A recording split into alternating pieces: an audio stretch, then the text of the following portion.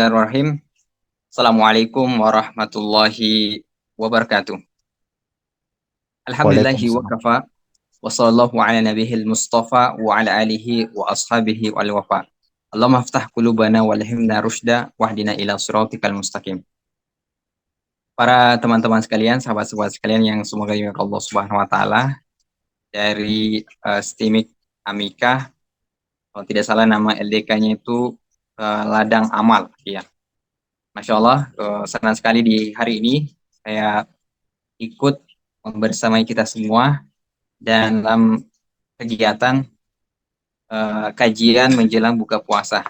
Dan Masya Allah, ini salah satu yang perlu kita apresiasi bahwa eh, ini gebrakan dari mahasiswa, dari anak muda yang kemudian punya perhatian bagaimana menjalani bulan suci Ramadan ini dengan sebaik-baik persiapan.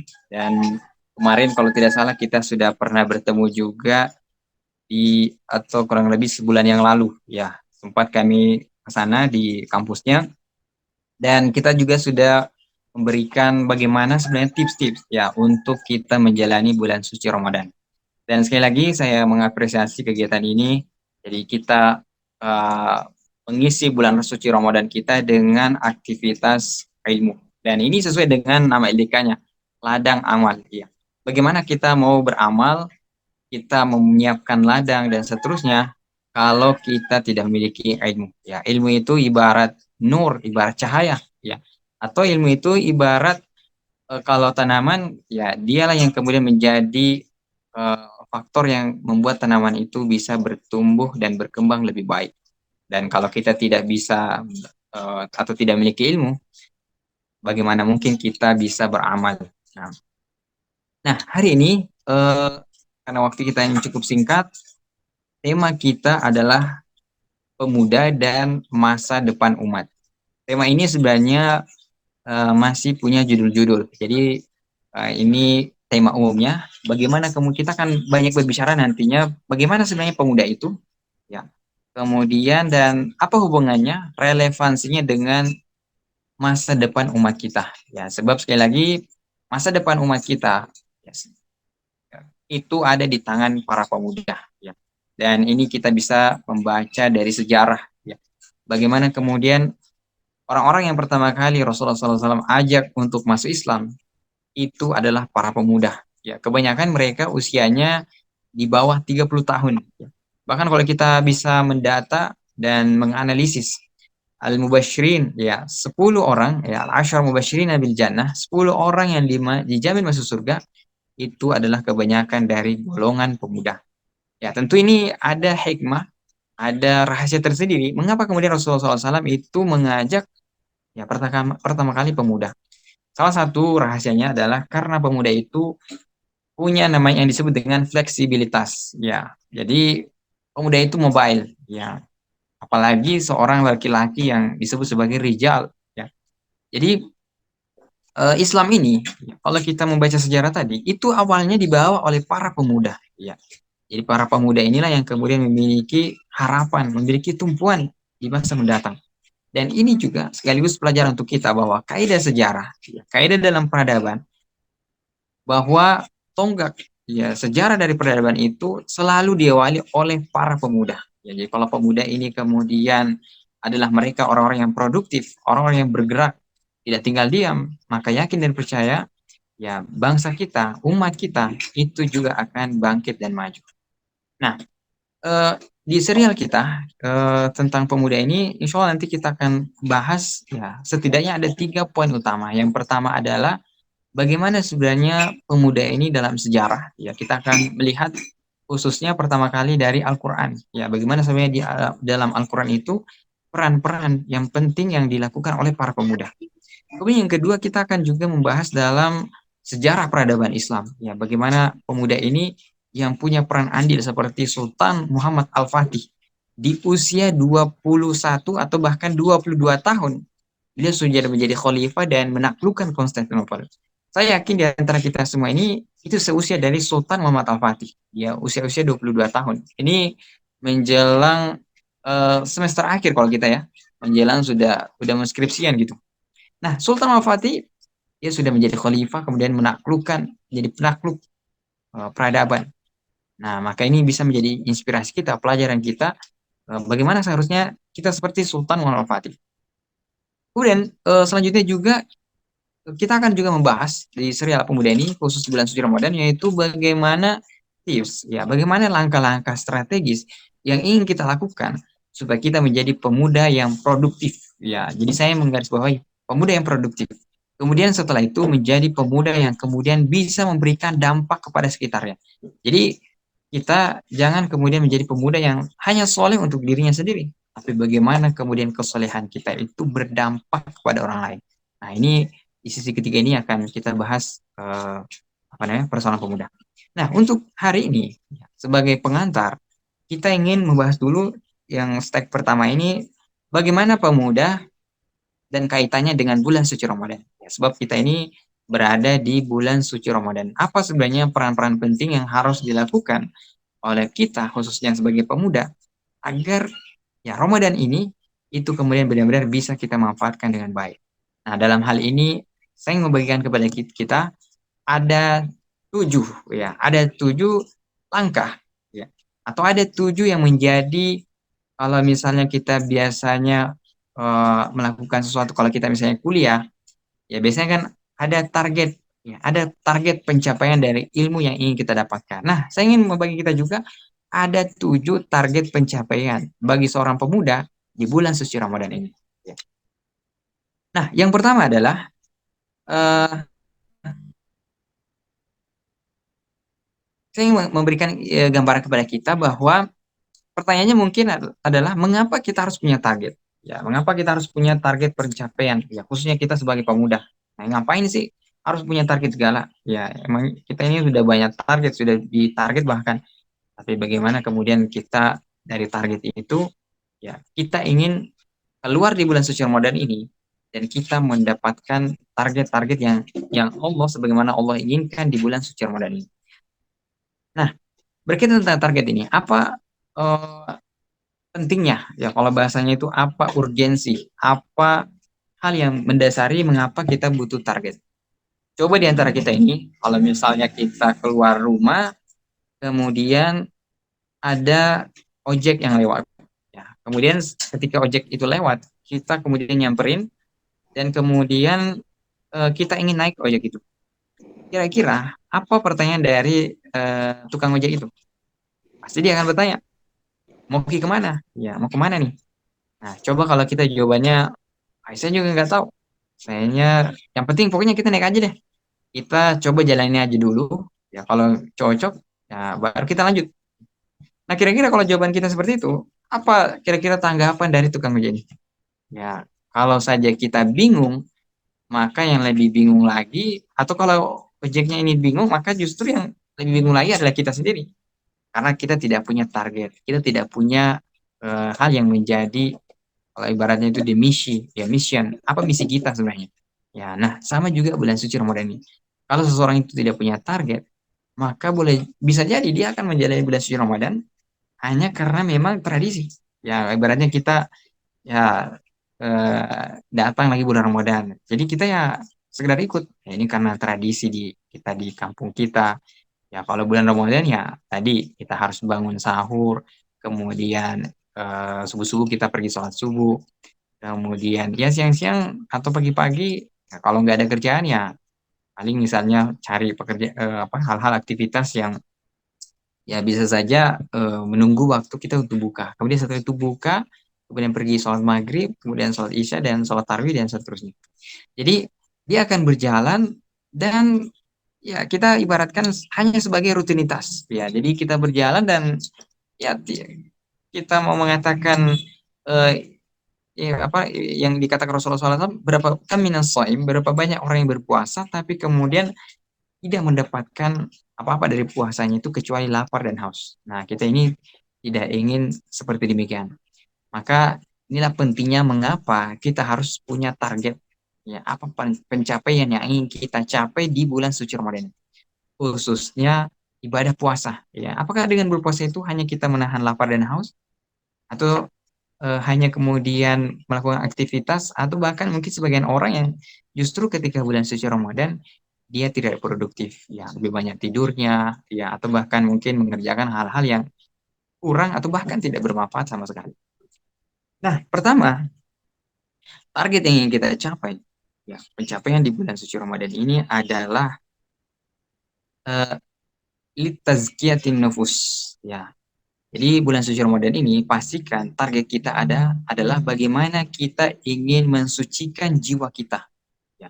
Jiwa kita ini selama 11 bulan itu kadangkala mungkin ada hal-hal, ada suatu waktu kita mengalami fase-fase yang misalnya keimanan kita turun atau mungkin kita khilaf, ada kesalahan yang kita lakukan sengaja maupun tidak sengaja.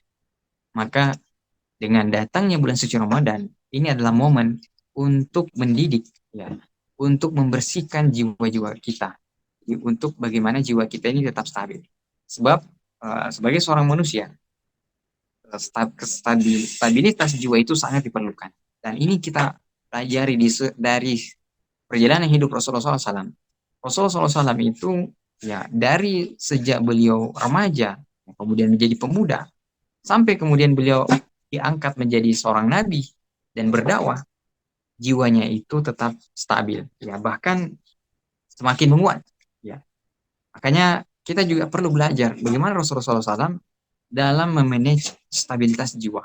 Ya, dan stabilitas jiwa ini sangat perlu, ya dibutuhkan, apalagi di zaman seperti saat ini. Ya, sama zaman sekarang ini kan orang dikit-dikit bicara, ya bicara misalnya bagaimana ya jiwa-jiwa yang rapuh, ya bahasanya itu healing. Ya pokoknya sedikit kita butuh healing nih.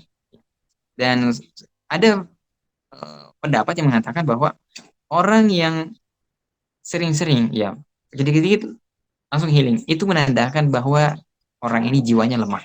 Ya makanya kita ini harus mengecek, saya ini apa termasuk orang yang jiwanya lemah ataukah sudah menjadi jiwa yang tangguh. Ya, makanya kita lihat, saya biasa misalkan air laut itu sebenarnya tenang, maka ombaklah yang membuatnya kemudian bergelombang. Maka sama juga dengan manusia, jiwa manusia, hati manusia itu pada dasarnya tenang, tetapi respon terhadap masalah-masalah itulah yang kemudian membuatnya berbeda-beda. Ada orang yang diberikan masalah sedikit saja, ya curhatnya minta ampun sampai ke medsos, ya. Jadi hanya sedikit saja masalah yang dihadapi, luar biasa dia kemudian mengeluh. Ya. Nah, ini yang kemudian dibahasakan dalam Quran. Innal insana khuliqa halu'a. Sesungguhnya manusia itu diciptakan suka berkeluh kesah. Idza massahu syarru jazua. Kalau dia mendapat asyar, keburukan, jazua, maka dia langsung kemudian galau. Ya. Wa idza massahul khairu manu'a. Sebaliknya, kalau dia ditimpa atau mendapatkan kenikmatan, manu'a, dia kemudian tiba-tiba menjadi kikir.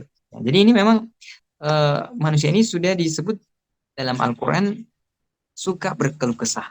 Ya. Maka disinilah kita butuh solusi. Ya, butuh solusi. Makanya di sini itu kan dipakai kalau kita kaji dalam bahasa Arab. Iza inna insana khuliqa halu'a, ya, jazua, ya, manua. Ini kalau dalam bahasa Arab sigo mubalaghah. Ya, betul-betul luar biasa. Ya. Maka solusinya itu adalah illal musallin, kecuali orang-orang yang sholat. Ya, maka ini rahasia pertama mengapa kemudian Rasulullah SAW jiwanya stabil. Pertama adalah karena sholat. Ya, maka di sini pelajaran kita bahwa di bulan suci Ramadan ini pastikan kita semua kemudian menjaga sholat kita. Ya, baik itu sholat di waktu yang sudah menjadi kewajiban, maka pastikan kita tepat waktu sholatnya.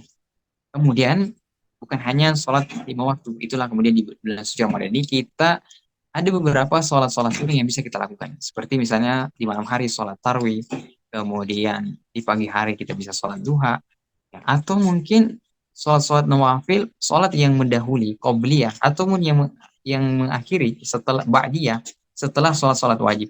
Ya, maka saya sarankan kita, di bulan suci Ramadan ini, 30 hari, itu adalah kesempatan kita untuk membangun habits, kesempatan untuk kita membangun kebiasaan, membangun akhlak yang baik. Sebab dalam beberapa penelitian disebutkan untuk membangun kebiasaan yang baik itu butuh waktu 30 hari berturut-turut. Dan inilah jawabannya mengapa kemudian kita di disarankan untuk di bulan suci Ramadan ini memperbanyak kemudian tadi amal-amal. Maka ini saran saya bahwa bagaimana kita menjaga sholat 5 waktu kita dengan menjaga, ya mulai sekarang kalau memang kita masih jarang kadang lupa, maka biasakan ya saat ini bagaimana kita menjaga sholat-sholat sunnah sebelum dan sesudah sholat wajib. Maka ini perlu dihafal.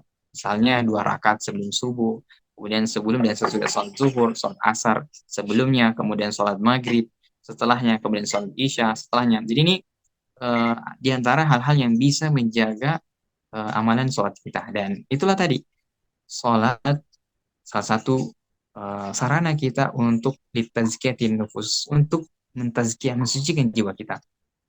Kemudian apa lagi? Selain sholat, itulah yang kemudian di bulan suci Ramadan ini yang kita lakukan, yaitu puasa. Ya, makanya Rasulullah SAW mengatakan puasa itu adalah junnah. Ya, ini sebagai uh, perisai, ya, atau disebut juga hisnun, ya, sebagai benteng. Maka kalau saja di 11 bulan yang lalu kita kadang-kala tadi terjatuh ya terhadap berbagai godaan, mungkin karena kita tidak atau kita menyadari maupun tidak menyadari, bisa jadi karena kita tidak memiliki benteng. Maka puasa ini itu melatih diri kita, mentazkiyah diri kita, bagaimana kemudian kita punya benteng. Contoh misalnya ketika orang berpuasa, ketika ada ajakan untuk marah, maka di sinilah kita sangat ditekankan untuk menjaga menahan marah itu.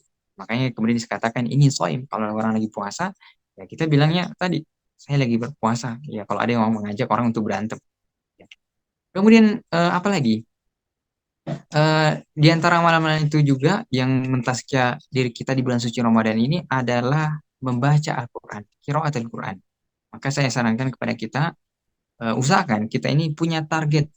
Kita ini bulan suci Ramadan pengen khotam, ya, menyelesaikan bacaan Al-Quran kita berapa kali. Ya, jadi perlu ada target. Kenapa? Karena kalau kita tidak punya target, boleh jadi ya orang itu kalau ada yang istilahnya ajakan ada atau ada hal-hal yang kadang-kala kalau kita tidak punya target itu kita kemudian akhirnya kebablasan atau bahkan sama sekali tidak ada yang kemudian kita gapai. Makanya disebut, karena orang menyebut ya kalau manajemen bahwa kita gagal merencanakan itu sama saja kita sudah merencanakan kegagalan. Maka di sini butuh kita pasang target berapa kali kita mau khatam Al-Quran. Dan saya tambahkan lagi, jangan hanya membaca Al-Quran. Ya, Al-Quran, membaca Al-Quran satu huruf itu sampai 10 kali lipat pahala kebaikan. Nah, saya menyarankan kita bagaimana Al-Quran ini jangan hanya dibaca, tapi bagaimana kita memahami dan selanjutnya kita amalkan. Apa sih sebenarnya tema-tema yang dibahas di Al-Quran? Dan insya Allah nanti mungkin kita ada sesi khusus ini, bagaimana cara kita mentadaburi Al-Quran.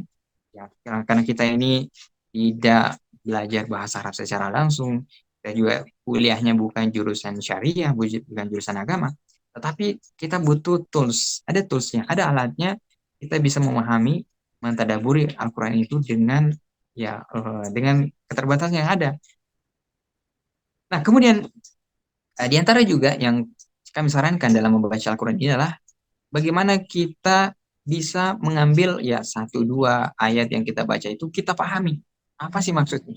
Contoh misalnya jika kita membaca surah Al-Fatihah. Surah itu kan yang sering kita ulang selama 17 kali minimal dalam sehari.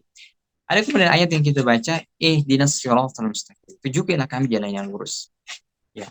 Nah, di saat yang sama kita juga berdoa, ghairil maghdubi alaihim. Itu bukan jalan orang yang telah dimurkai.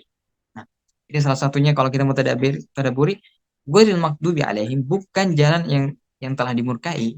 Itulah kemudian relevansinya surah setelah Al-Fatihah itu adalah surah Al-Baqarah. Nah, cerita tentang orang yang dimurkai itu itulah di surah Al-Baqarah, yaitu kisah orang Yahudi, Bani Israel. Bagaimana kondisi mereka terhadap roh mereka. Itu diceritakan surah Al-Baqarah. Kemudian waladhdallin, dan bukan pula jalan yang telah disesatkan. Nah, ini menurut Ibnu Abbas adalah Nasrani. Dan inilah kemudian diceritakan kisahnya di surah Ali Imran setelah surah Al-Baqarah. Jadi Masya Allah, ini contoh sederhana yang saya beri gambarkan kita bahwa ternyata antara satu surah dengan surah yang lain di Al-Quran itu punya korelasi, itu punya hubungan, ada relevansi. Kenapa pembuka surah Fatihah, surah setelahnya surah Al-Baqarah, kemudian setelahnya surah Al-Imran. Ini saling mengaitkan. Nah, itulah yang saya sebut tadi bahwa pastikan di bulan suci Ramadan ini jiwa kita itu disucikan, dibersihkan. Salah satu caranya dengan membaca Al-Quran. Kalau di bulan suci Ramadan ini ternyata kita menjalani dan justru kemudian hati kita penuh dengan kebencian, ya, iri hati, dengki, hasad, dan penyakit hati yang lainnya, berarti target kita di bulan suci Ramadan ini gagal total. Ya, kita tidak mendapatkan apa-apa. Maka pastikan kita ingin ya di bulan suci Ramadan ini Allah sengaja menghadirkan kepada kita 1 bulan penuh bagaimana untuk mensucikan, mentazkiyah diri kita, hati kita terutama dari berbagai penyakit hati. Makanya kita menginginkan bahwa setelah bulan suci Ramadan ini sedikit demi sedikit kita ingin mengikis penyakit hati yang ada dalam diri kita. Nah, jadi itu yang pertama tadi. Jadi kita ingin bagaimana target kita di bulan suci Ramadan ini adalah membersihkan jiwa dan hati-hati kita. Yang kedua, apa target pencapaian yang kita capai di bulan suci Ramadan ini adalah litarbiyatil iradah, untuk mendidik irodah. Irodah itu biasa orang terjemahkan keinginan. Ya, apa sebenarnya yang kita ingin capai di bulan suci Ramadan ini? Yaitu bagaimana kesempatan untuk kita mengelola, ya, latihan mengelola keinginan kita. Ya, tadi pagi sebenarnya saya menulis ini ada di saya punya grup WA itu, salah satu tulisan yang saya bahas itu adalah bagaimana tarbiyatul irodah, mengelola yang namanya keinginan. Kita ini sebagai manusia tentu punya banyak keinginan.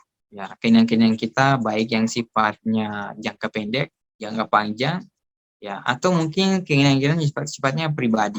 Itu kalau kita menghitung sangat banyak. Ya, kita aja ini kalau lagi puasa tentu sudah banyak daftar, ya, list. Kita ini nanti buka mau makan apa, minum apa. Nah, itu diantara keinginan-keinginan kita. Tetapi sekali lagi, bulan suci Ramadan ini hakikatnya ingin mendidik kita bagaimana kemudian keinginan-keinginan itu kita kelola, itu kita kemudian tahan.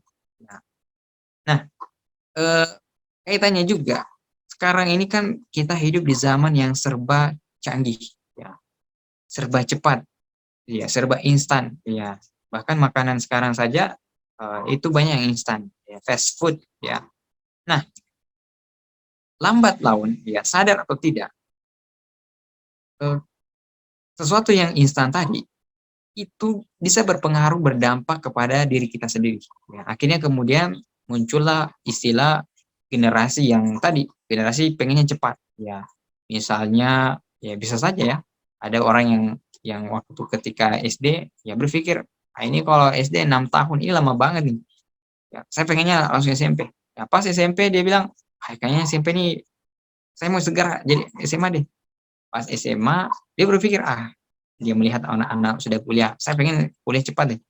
Begitu pula ketika kuliah, pengennya cepat-cepat lulus. Ya, jadi tidak ada yang salah ya dengan tadi ada orang yang kemudian pengen cepat-cepat. Ya, kita ketika sekarang misalnya ada layanan serba online, termasuk kita sekarang ini kita pengajian di majelis Zoom, ya, maka bisa saja hal-hal yang sifatnya cepat tadi itu kita butuhkan, tetapi di saat yang sama itu kita butuh yang namanya penyeimbang. Jangan sampai sesuatu yang cepat ini akhirnya kita juga pengen segala sesuatu jadi cepat, pengen belajar dalam waktu yang cepat, ya, pengen, ya pokoknya segala sesuatu itu pengennya cepat. Nah, maka salah satu penyeimbangnya itu adalah puasa. Ya, maka dengan berpuasa ini kita menginginkan bahwa keinginan-keinginan kita yang ingin kita segera untuk mendapatkannya, mencapainya, maka puasa mendidik kita untuk menahan beberapa waktu. Ya.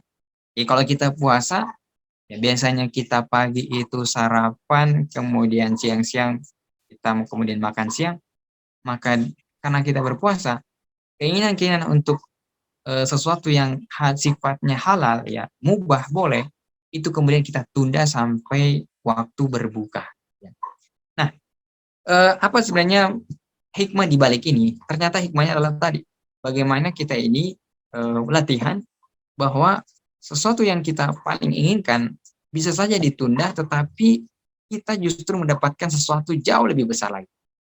Nah, ada yang pernah saya dengar ya, salah satu penelitian yang menyebutkan bahwa pernah ada penelitian psikologis ya, tentang ya jadi di situ diteliti ada 100 orang anak yang kemudian, diteliti masing-masing anak itu tadi diberikan semacam buah gitu, entah buah apel ya, intinya buah ini masing-masing mereka diberikan buah, kemudian, diberitahu bahwa kalau kalian memakan buah ini, ya saat ini juga itu nggak masalah. Tetapi kalau dia di antara kalian ada yang menunda untuk memakan buah ini, maka nanti misalnya bilangnya nanti kalau kalian harusnya makannya pagi, tapi kalau kalian tunda sampai sore, kalian akan diberikan buah yang lebih besar. Nah, ternyata setelah tadi dilakukan penelitian, di antara 100 orang itu ada 10-20% anak-anak yang kemudian memilih untuk tidak memakan buahnya tadi. Jadi dia lebih memilih menunggu ya sampai kemudian mereka mendapatkan buah yang lebih besar. Nah, penelitian ini berlanjut ya bukan hanya waktu dia kecil, sampai kemudian anak itu dewasa masih lagi penelitian, ya makanya biasanya penelitian itu uh, cukup lama. Nah, setelah disurvei lagi, anak-anak yang tadi yang terbiasa menunda ya untuk makan buah tadi, maka ketika dia besar, ketika dia kerja, maka ternyata mereka itu adalah orang yang paling bisa tahan dengan berbagai godaan, paling bisa tahan dengan berbagai masalah ketika mereka sudah dewasa. Ya, Masya Allah. Jadi ini hikmahnya bahwa ini penelitian ya tentu bukan untuk berkaitan dengan agama Islam. Tapi kita belajar bahwa kalau saja orang-orang tadi meneliti bahwa menunda kesenangan demi mendapatkan kesenangan yang jauh lebih besar, itu sebenarnya kita sudah ada dalam agama kita. Ya, simpel puasa. Ya, puasa ini sudah melatih kita bagaimana menunda hal-hal yang sifatnya mubah tadi. Kita seharusnya kita punya jatah untuk makan. Dan ketika kita berpuasa, kita menundanya itu karena pilihan, bukan paksaan. Beda kalau orang dipaksa, kamu harus, nggak boleh. Tapi ini pilihan kita. Dan ketika kita menundanya ini, ternyata Allah Allah Subhanahu Wa Taala melalui lisan Rasulullah SAW mengatakan bahwa lisaim farhatan.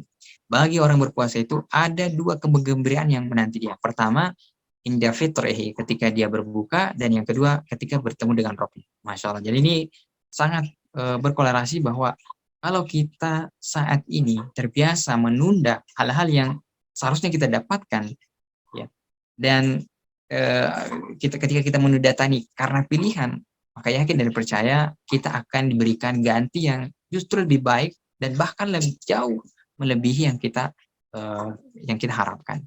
Dan kebiasaan ya ketika kita terbiasa melatih diri kita menunda hal-hal yang sifatnya boleh-boleh saja, ini bukan sesuatu yang haram ya, maka ini akan berguna bagi kita sebagai seorang mahasiswa yang harusnya sekarang kita misalnya pengennya nongkrong, pengennya kita jalan-jalan santai dan seterusnya, tetapi kita tunda semua pekerjaan itu demi untuk kita fokus belajar. Atau ke sekarang misalnya bulan suci Ramadan, mungkin ada yang menggoda kita, ayo pergi main, ya main game misalnya, main kartu dan seterusnya. Tapi karena kita ya meninggalkannya tadi, berani ya menunda yang sifat yang pekerjaan tadi, kayak dan percaya ini akan melatih kita untuk bisa kemudian survive di masa-masa mendatang. Dan ini juga berguna bagi kita para jomblo yang kemudian menunda syahwatnya untuk sampai datang waktu pernikahan. Dan ini juga berguna kalau kita misalnya nanti menjadi seorang pengusaha, ya entrepreneur misalnya, kita menunda daftar belanja kita demi untuk kebutuhan untuk investasi dan melihat peluang di masa-masa mendatang. Nah, jadi ini yang kedua bahwa puasa itu bagaimana melatih diri kita, jiwa kita, keinginan kita terhadap sesuatu yang sifatnya halal, mubah, tetapi kita menundanya demi kemaslahatan yang jauh lebih besar di masa-masa mendatang. Nah, itu mungkin pengantar untuk sore hari ini. 5 hal yang lainnya, insya Allah kita akan lanjutkan di pertemuan selanjutnya. Makanya saya sarankan bagi kita untuk tetap stay tune di program ini, jangan kemudian kemana-mana dan ikuti terus program di setiap sore hari. Demikian yang bisa kita sampaikan. Subhanallah, sudah la ilaha illa anta, astaghfiruka wa atubu ilaik. Walhamdulillahi rabbil alamin. Assalamualaikum warahmatullahi wabarakatuh. Waalaikumsalam warahmatullahi wabarakatuh. Ya, mungkin ada dari peserta Zoom pada hari ini ingin bertanya, silakan bisa melalui kolom chat, bisa juga bertanya langsung. Kami persilakan. Halo. Sebelumnya, perkenalkan nama saya Dea Yuninda, mahasiswi STIMIK Amika Sopeng. Yang ingin saya tanyakan yaitu bagaimana kita sebagai mahasiswa aktivis dalam organisasi bisa mengelola waktu dan juga mengelola waktu sebagai aktivis dan juga bisa dalam beribadah. Bagaimana agar kita lebih produktif begitu, Pak? Adakah tips yang bisa kita lakukan ibadah jalan dan juga kegiatan kita sebagai mahasiswa juga bisa jalan? Oke, mungkin dapat ditangkap pertanyaannya, Pak. Jadi pertanyaannya itu seorang mahasiswa bagaimana aktif jalan kedua-duanya. Begitu mungkin maksudnya, Pak. Baik, ya. Bismillah. Tentang bagaimana manajemen waktu. Ya, jadi kalau biasanya orang memberikan solusi ya tentang ilmu manajemen, bagaimana memanage waktu, salah satunya itu kan disarankan bagaimana membuat daftar ya apa yang ingin kita lakukan. Nah, tetapi saya ingin memberikan kepada kita panduan yang terbaik yaitu dari Sirah Nabawiyah. Ya, bagaimana Rasulullah SAW, coba kita lihat Rasulullah SAW itu pertama beliau adalah pemimpin keluarga. Istrinya itu lebih dari satu. Ya, kemudian di saat yang sama Rasulullah SAW juga adalah pemimpin panglima perang. Kemudian beliau juga kepala negara, beliau juga ulamanya, dan beliau juga harus melayani berbagai macam tamu yang datang. Coba kita kalau pikir-pikir antara kehidupan kita dengan Rasulullah SAW. Tetapi Rasulullah SAW, ya, seluruh waktunya itu berberkah. Ya. Seluruh waktunya itu kalau kita katakan hampir tidak ada yang kemudian terbuang percuma-cuma. Bahkan mulai dari beliau lahir sampai beliau wafat. Nah, makanya pertama adalah kita butuh doa. Ya, berdoa bagaimana mendapatkan, diberikan waktu yang berberkah. Jadi waktu itu bukan karena banyaknya, tapi bagaimana kemudian berkah. Oke, maka kita, saran saya, kita carilah waktu-waktu yang berberkah. Ya, bagaimana kemudian ada seseorang yang mungkin sehari itu hanya bisa menyelesaikan satu pekerjaan. Ada juga orang dalam sehari bisa menyelesaikan sampai 10 pekerjaan di saat yang sama. Lalu yang kedua adalah, dan ini merupakan core, ya, ini merupakan inti dari manajemen waktu yang diajarkan Rasulullah SAW adalah menjaga sholat. Ya, jadi sholat itu stabilitas jiwa. Jadi kalau kita mau bicara tentang manajemen waktu, ya meskipun kita sudah atur ya sedemikian rupa jadwal, tapi kalau kita meninggalkan sholat, yakin dan percaya urusan kita berantakan. Dan ini Al-Quran yang sendiri mengatakan, ya, Waman a'radu an zikri, ya, siapa yang berpaling dari peringatanku, atau misalnya di surah Al-Kahfi itu disebutkan wa kana amruhu furata, adalah urusannya berantakan. Maka saran saya adalah mulailah menjaga waktu kita dengan menjaga sholat tepat waktu. Coba kita bisa dicoba ya, kalau misalnya kita terlambat sholat subuh, maka ya sehari itu rasa-rasanya itu kayak ngeblank gitu. Ada hal-hal yang ya kayak urusan kita berantakan. Ya. Itu baru satu sholat subuh. Bagaimana kalau sholat-sholat yang lain? Maka saran saya jaga sholat sholat kita. Makanya ini juga berkorelasi kalau kita misalnya membahas nanti bagaimana stabilitas keamanan, bagaimana stabilitas ekonomi, atau bahkan kita ingin menemukan bagaimana sebenarnya kita mengecek suatu wilayah, misalnya kita ini di Kabupaten Sopeng. Kalau kita mau tahu bagaimana kondisi masyarakat di Sopeng, stabil nggak jiwanya? Caranya gampang, coba lihat bagaimana sholatnya. Iya, bagaimana kita cek aja sholatnya di masjid, apa semua masyarakat sholat. Dan bahkan kampus, ya. Kalau kita ingin melihat kampus kita misalnya, bagaimana kondisinya, stabil apa enggak? Lihat apakah semua unsur-unsur, yang mulai dari dosennya, mahasiswanya, bahkan kalau ada security-nya, apakah mereka sholat tepat waktu.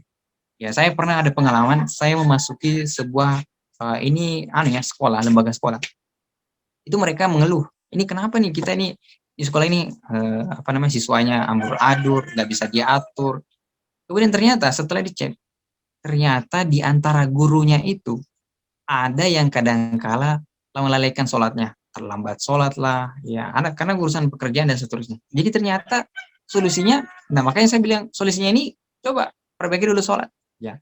Dan kami juga pernah karena kebetulan kami di pondok, kami menemukan ada santri yang kemudian pokoknya belajarnya itu nggak karu-karuan. Maka saya memberikan saran hukuman. Jadi sebenarnya kita kasih hukuman, tapi sebenarnya hukumannya mendidik. Apa hukumannya? Saya suruh dia sholat 40 hari, ya, berjamaah, nggak boleh, dia harus standby di masjid selama 40 hari. Dan Masya Allah setelahnya itu dia berubah 40 hari. Ya, makanya saya bilang tadi, kalau kita punya agenda aktivitas kita sebagai aktivis, ya, kita juga ingin ibadah, kemudian bagaimana kuliah kita, saran saya adalah jaga sholat kita. Ya, insya Allah kalau kita menjaga sholat kita, hubungan kita kepada Allah, maka urusan kita, bahkan Allah yang sendiri yang membantu kita. Ya. Nah, itu mungkin jawaban saya, dan saya kira cukup ya, satu aja. Siap, mungkin cukup untuk hari ini Pak Ustaz. Mungkin besok ya dilanjutkan. Terima kasih. Ya, nanti ya. Nah. Ya, terima kasih atas waktunya Ustaz. Saya tutup dengan ucapan Assalamualaikum warahmatullahi wabarakatuh. Waalaikumsalam warahmatullahi wabarakatuh. Baik, saya live dulu ya. Nah. Ya, barakallahu fikum.